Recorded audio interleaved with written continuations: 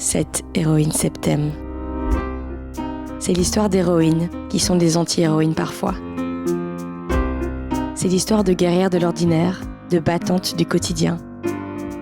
C'est l'histoire de fêlures qui craquaient le vernis de nos existences et d'armures que l'on se construit parfois pour traverser les tempêtes de nos vies.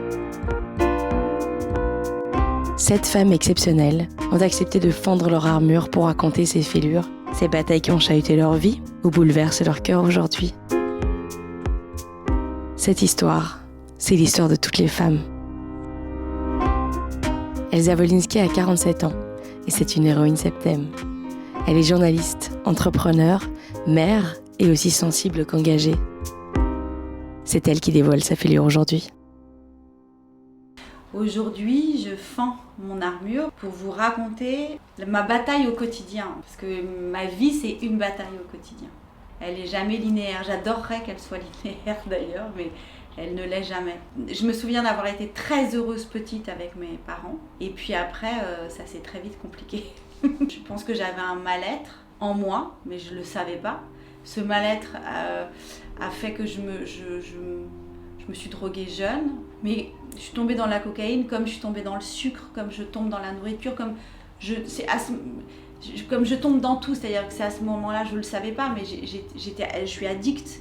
Au moment où moi je tombe dans la cocaïne, il y avait encore des grandes fêtes, il y avait l'époque de Castel, j'étais une fille d'eux, la fille de Wolinski, j'étais une enfant du 6e arrondissement, ça fait très gauche caviar, mais c'est vrai, j'étais un peu perdue entre ce qu'était vraiment mon père dans son fondement et la manière dont on vivait en fait. Je ne savais pas qui j'étais et je me suis perdue dans la nuit.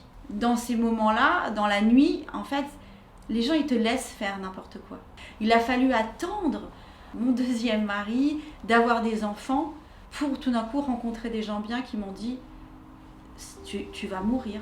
J'ai mis des années à m'en remettre. Très vite, la nourriture a pris le pas en fait. C'est-à-dire quand j'ai arrêté la drogue, le sucre est arrivé. Je me suis relevée de beaucoup de choses.